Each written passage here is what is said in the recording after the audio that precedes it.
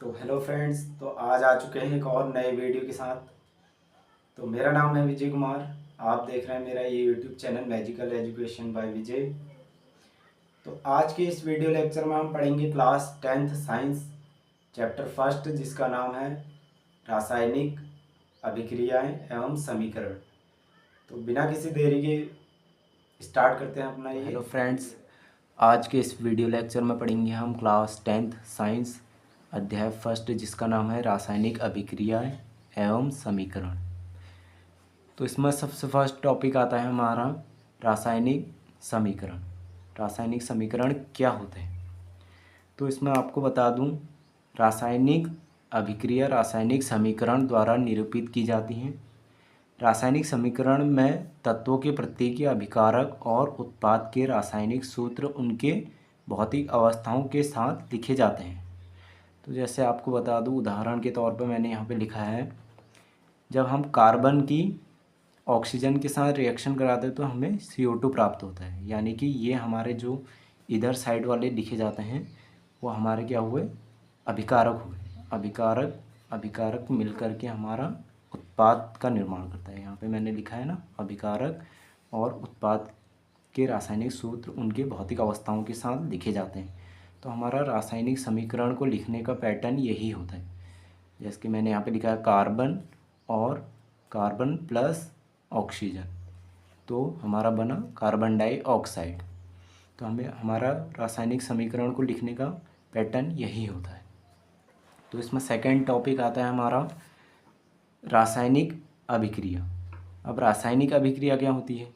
यहाँ पे मैंने बोल तो दिया रासायनिक अभिक्रिया। तो रासायनिक अभिक्रिया होती क्या है? तो ऐसे परिवर्तन जिसमें नए गुण वाले पदार्थ का निर्माण होता है उसे हम रासायनिक अभिक्रिया कहते हैं। यानी कि रासायनिक अभिक्रिया वह अभिक्रिया है जिसमें नए पदार्थों का निर्माण होता है। जैसे कि हमने एग्जाम्पल यही देख लेते हैं। तो हमने कार्बन और ऑक्सीजन को मिलाया, कार्बन अलग है ऑक्सीजन अलग है, दोनों को मिलाया, उनसे एक नया प्रोडक्ट हमें मिला कार्बन डाइऑक्साइड। तो इसे ही हम रासायनिक अभिक्रिया कहते हैं। ठीक है। इसमें थर्ड टॉपिक आता है हमारा अभिकारक क्या होते हैं। अभिकारक मैंने अभी बताया आपको, जैसे कि ये एग्जाम्पल दिया था, इसमें अभिकारक हमारे ये होते हैं। तो आइए देख लेते हैं अभिकारक की डेफिनेशन क्या है। ऐसे पदार्थ जो किसी रासायनिक अभिक्रिया में हिस्सा लेते हैं अभिकारक कहलाते हैं। यानी कि मैंने आपको पहले ही बता दिया था कि रासायनिक अभिक्रिया में जो भाग लेते हैं उन्हें हम क्या कहते हैं, अभिकारक कहते हैं। अब अभिकारक हो गया। फोर्थ टॉपिक हमारा यहाँ पे आता है उत्पाद। उत्पाद क्या है? उत्पाद किसे कहते हैं? तो ऐसे पदार्थ जिनका निर्माण रासायनिक अभिक्रियाओं में होता है उन्हें उत्पाद कहते हैं। अब जैसे कि मैंने यहाँ पे केमिकल रिएक्शन लिखी थी, एक रासायनिक अभिक्रिया लिखी थी, इसमें हमारे अभिकारक तो ये थे, अभिकारक जो रासायनिक अभिक्रिया में भाग लेते हैं। इन अभिकारकों में भाग लिए हुए अभिकारकों में जो हमारा नया प्रोडक्ट बनता है उसे हम क्या बोलते हैं, उत्पाद कहते हैं।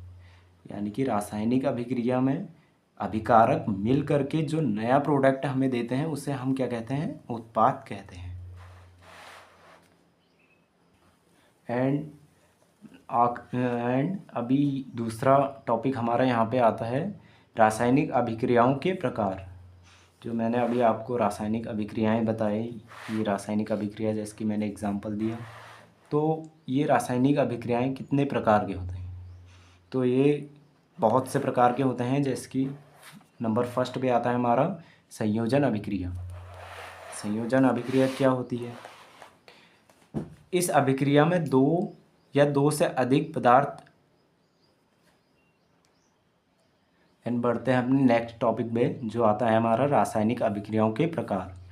रासायनिक अभिक्रिया कितने प्रकार के होते हैं? रासायनिक अभिक्रियाएं हमारी विभिन्न प्रकार की होती हैं, जिसमें नंबर फर्स्ट पे हमारा संयोजन अभिक्रिया। संयोजन अभिक्रिया क्या होती है? इस अभिक्रिया में दो या दो से अधिक अभिकारक मिलकर एकल उत्पाद का निर्माण करते हैं, संयोजन अभिक्रिया कहलाती है। जैसे कि यहाँ पे एग्जाम्पल हो गया हमारा दो अभिकारक मिलकर के एकल उत्पाद का निर्माण करते हैं, यानी कि दो अभिकारक मिल करके एक सिंगल प्रोडक्ट देंगे, यानी कि एक ही दो हमारे अभिकारक मिल करके एक ही उत्पाद बनाएंगे, तो उसे हम क्या कहेंगे, संयोजन अभिक्रिया कहते हैं। ठीक है, यहाँ पे एग्जाम्पल जैसे कि जल का मैंने यहाँ पे एग्जाम्पल ले लिया। ये क्या होता है, H2O क्या होता है, जल का फॉर्मूला होता है, केमिकल रिएक्शन होती है जल की। तो जब हम हाइड्रोजन के दो अणु प्लस ऑक्सीजन के दो अणु यहाँ पे लेते हैं, तो ये हमें क्या देता है, जल देता है, हाइड्रोजन H2O देता है, जल देता है हमें। तो ये संयोजन अभिक्रिया का ही एग्जाम्पल है, जल वाला। एंड सेकंड इसमें आता है वियोजन अभिक्रिया। अब वियोजन अभिक्रिया क्या होती है, इस अभिक्रिया में एकल अभिकारक टूटकर दो या दो से अधिक उत्पाद का निर्माण करते हैं। ठीक है, ये जस्ट संयोजन अभिक्रिया का उल्टा होता है, विपरीत होता है। इसमें संयोजन अभिक्रिया में हमारा क्या होता है, दो अभिकारक मिलकर के एकल उत्पाद का निर्माण करते हैं। इसमें हमारा होता है एकल अभिकारक एक या ना दो या दो से अधिक उत्पाद में टूटता है।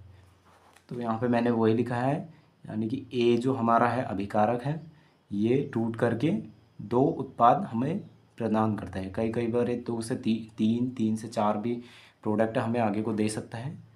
बी और सी यहाँ पे हमारे उत्पाद होंगे। ठीक है, यहाँ पे एग्जांपल मैंने लिया है CaCO3। जब CaCO3 को हम ऊष्मा देंगे, यानी कि हीट करेंगे, तो ये दो उत्पाद में टूट जाएगा, CaO plus CO2, carbon dioxide gas भी हमें प्रदान करेगा। तो थर्ड इसमें आता है हमारा विस्थापन अभिक्रिया। विस्थापन अभिक्रिया क्या होती है, इन अभिक्रियाओं में अधिक क्रियाशील तत्व कम क्रियाशील तत्वों को उनके यौगिकों से विस्थापित कर देते हैं। यानी कि इसमें क्या बोल रहे हैं, अभिकारकों में अधिक क्रियाशील वाले तत्व, यानी कि जो हमारे अधिक क्रियाशील वाले तत्व होते हैं, वे क्या करते हैं, कम क्रियाशील तत्वों को उनके यौगिकों से विस्थापित कर देते हैं। जैसे कि यहाँ पे एग्जांपल मैंने लिखा है Fe प्लस COSO4, जब हमारा प्रोडक्ट देता है हमें क्या बनता है, FeSO4 प्लस Cu।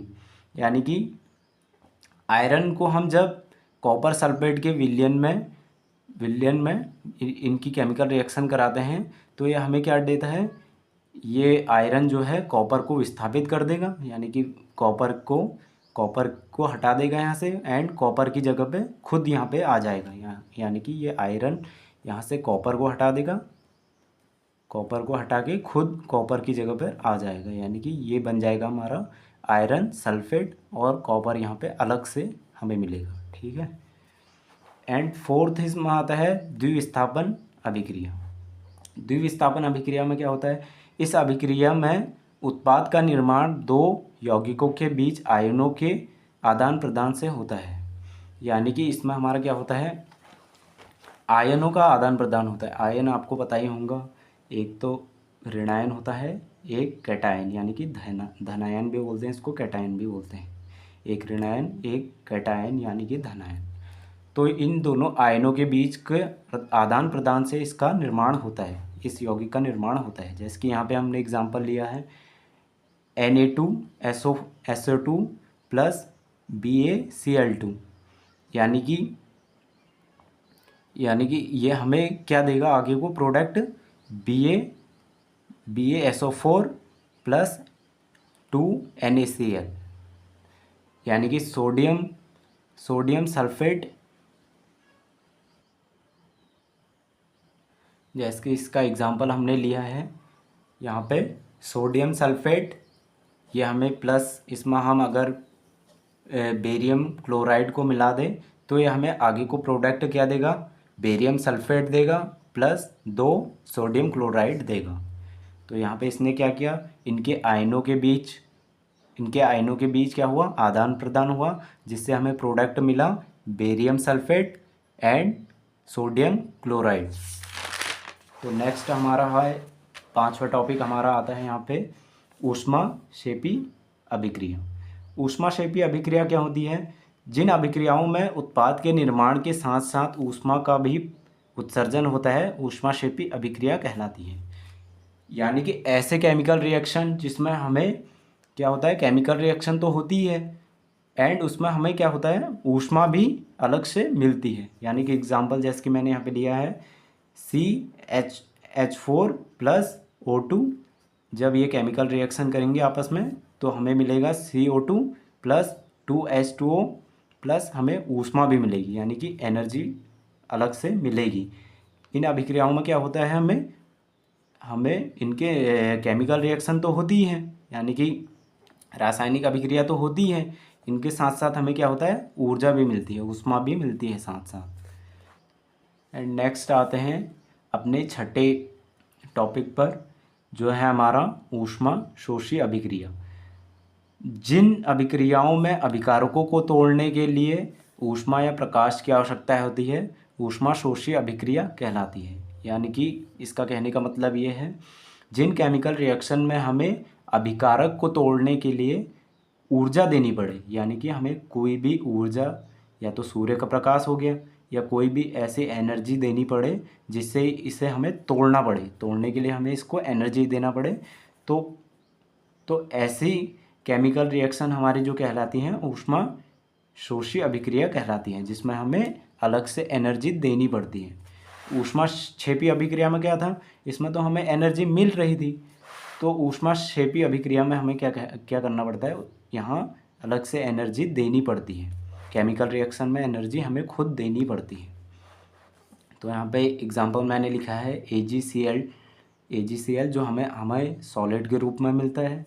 अगर हम इसको सूर्य के प्रकाश में रख दें तो ये हमें क्या प्रोडक्ट देगा, 2Ag, जो कि एल्यूमिनियम हमारा सॉलिड रूप में मिलेगा, एंड प्लस Cl2 मिलेगा, यानी कि क्लोरीन गैस के रूप में मिलेगी, गैस मिलेगी। एक तो क्लोरीन गैस मिलेगी, एक हमें मिलेगा Ag, यानी कि एल्यूमिनियम मिलेगा। एंड बढ़ते हैं अपने नेक्स्ट टॉपिक पर, जो कि है हमारा 7वां टॉपिक। ये है हमारा उपचयन एवं अपचयन अभिक्रियाएं क्या होती हैं। उपचयन अभिक्रियाएं क्या होती हैं, जब किसी पदार्थ में ऑक्सीजन की वृद्धि होती है या जब किसी पदार्थ में हाइड्रोजन का ह्रास होता है। ह्रास मतलब कमी होती है, हाइड्रोजन की कमी होती है, ऑक्सीजन की वृद्धि होती है, तो उसे हम क्या कहते हैं, उपचयन अभिक्रिया कहते हैं। जैसे कि C+O2, यहाँ से हमारा क्या हुआ, हमें प्रोडक्ट मिला CO2, तो यहाँ पे हमें क्या हुआ, ऑक्सीजन की वृद्धि प्राप्त हुई। तो ये ऑक्सीजन की वृद्धि प्राप्त हुई एंड हाइड्रोजन का ह्रास हुआ, यानी कि कमी हुई, तो हमारी ये रिएक्शन क्या होगी, उपचयन अभिक्रिया हो गई। एंड सेकेंड इसमें आता है अपचयन अभिक्रिया।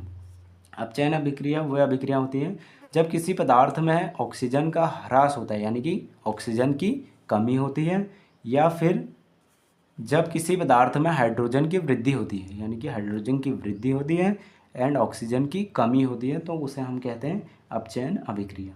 तो यहाँ पे एग्जांपल जैसे कि मैंने लिया है CuO प्लस H2, यहाँ से हमें ऊष्मा देनी पड़ती है इसको, तो ये हमारा बन जाता है Cu प्लस H2, यहाँ पे जल मिल जाता है। तो यहाँ से देखिए CuO, यहाँ पे हमारा ऑक्सीजन का हो गया अपचयन, यानी कि यहाँ से हमारा CuO से हमारा ऑक्सीजन निकल गई, यानी कि इसका ऑक्सीजन का हो गया अपचयन, और यहाँ पे हाइड्रोजन हमारा यहाँ से हट के ऑक्सीजन में जुड़ गया, तो यहाँ पे ऑक्सीजन का हो गया अपचयन, अपचयन नहीं उपचयन, सॉरी। तो 8वां टॉपिक हमारा है संक्षारण। और संक्षारण क्या होता है, जब कोई धातु आर्द्र अम्ल आदि के संपर्क में आता है, यानी कि जब कोई भी धातु हमारी पानी के संपर्क में आ जाए या किसी भी नमी के संपर्क में आ जाए, तो उससे क्या होता है, धातु की ऊपरी सतह पर जो होते हैं, ऊपरी सतह पर हमारा जंग लग जाना स्टार्ट हो जाता है। यानी कि आपने देखा होगा, जब अगर कोई भी लोहे की चीज़ हमारी बाहर से ही रहती है बारिश में, या उसमें लगातार पानी पड़ते रहे, तो उसमें क्या होता है, लोहे में जंग लग जाना स्टार्ट होता है। वही हमारा क्या होता है, संक्षारण होता है। यानी कि इसमें क्या होता है, इसमें धातु की ऊपरी सतह पर सतह पर कमजोरी आ जाती है, यानी कि कमज़ोर होने लगता है, वो धीरे धीरे वो जंग लग के ख़त्म होने लगता है, तो उसे ही हम संसारण कहते हैं। तो इसमें एग्ज़ाम्पल आप वही लिख सकते हैं, लोहे में जंग लगना। इसमें एग्ज़ाम्पल के रूप में हम यही लिख सकते हैं। तो इससे बचने के उपाय क्या हैं? इससे बचने के उपाय हमारे पास ये हैं कि हम लोहे को क्या करते हैं, लोहे को पेंट कर देते हैं,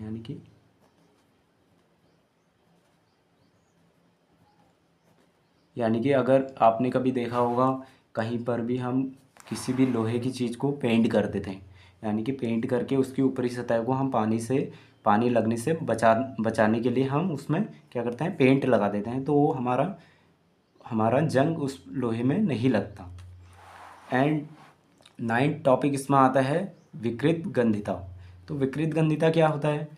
वसीय युक्त और तेलीय खाद्य पदार्थ या खाद्य सामग्री वायु के संपर्क में आने पर उपचयित हो जाती है, जिसमें इसके स्वाद और गंध में परिवर्तन हो जाता है।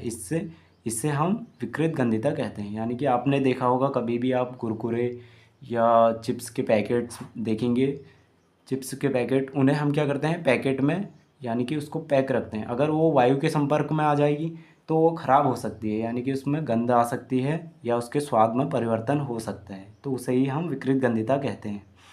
तो विकृत गंधिता को रोकने के लिए भी उपाय हैं। इसमें क्या करते हैं, हम प्रति ऑक्सीजन का उपयोग करते हैं। जैसे कि आपने कुरकुरे खाया होगा, चिप्स खाया होगा, उसमें कभी आपने पैकेट में देखा होगा उसमें हवा भरी रहती है, तो वो हवा क्या होती है, वो उस खाद्य पदार्थ को सेफ रखने का एक जरिया होता है, जिससे वो वायु के संपर्क में ना आए, जिससे उसके स्वाद और गंध में कोई भी परिवर्तन ना हो, यानी कि वो ख़राब ना हो। एंड सेकंड इसमें हमारा इसको बचाने के उपाय में हमारा सेकंड आता है वायुरोधी बर्तन में खाद्य सामग्री रखकर। तो अगर हम खाने की चीज़ को ऐसे बर्तन में रख दें जिसमें कोई भी वायु का मतलब संपर्क ना रहे, तो भी वो हम उसको रोक सकते हैं, ख़राब होने से रोक सकते हैं। तो इस वीडियो लेक्चर में इतना ही, क्योंकि आपके इस चैप्टर में लगभग जितना भी एग्ज़ाम से रिलेटेड क्वेश्चंस हैं या नोट्स हैं, इतने ही हैं जो मेरे को इम्पोर्टेंट लगे, बाकी ऐसा कुछ है नहीं। तो इस वीडियो लेक्चर में इतना ही। और आप सभी को बता दूं, मैंने इस चैप्टर के सारे नोट्स भी लिखे हैं, ये खुद मैंने अपने हाथों से लिखे हैं। जो भी इम्पोर्टेंट नोट्स हैं मुझे लगे कि हाँ इस चैप्टर से रिलेटेड हैं, तो वो मैंने सारे लिख रखे हैं। अगर आपको ये नोट्स चाहिए तो मेरे इंस्टाग्राम अकाउंट जो कि मेरे यूट्यूब चैनल से ही है, मैजिकल एजुकेशन बाय विजय, तो आप वहाँ मुझे फॉलो कर सकते हैं, वहाँ से इन नोट्स को अवेलेबल कर सकते हैं, वहाँ से पढ़ सकते हैं, या फिर आप वीडियो पॉज करके भी इन नोट्स को लिख सकते हैं, नोट्स तैयार कर सकते हैं, नोट्स पढ़ सकते हैं। तो फ्रेंड्स इस वीडियो में इतना ही। अगर आपको ये वीडियो अच्छी लगी हो तो इसे लाइक करें, शेयर करें, कमेंट करें, अपने दोस्तों तक ज़रूर शेयर करें। और इस वीडियो लेक्चर में आपको क्या कमी बेसी लगी या कुछ भी डाउट्स हो इस चैप्टर से रिलेटेड या कोई भी वीडियो से रिलेटेड, तो आप मुझे इंस्टाग्राम पर पर्सनली मैसेज कर सकते हैं। मैं वहाँ पे आपके सवालों का आंसर देने की पूरी कोशिश करूँगा। आप वहाँ पे मुझे मैसेज कर सकते हैं। एंड जो भी डाउट्स आपको लगेंगे वो आप कमेंट में भी मुझे बता सकते हैं। तो इस वीडियो लेक्चर में इतना ही। तब तक के लिए take care, all the best.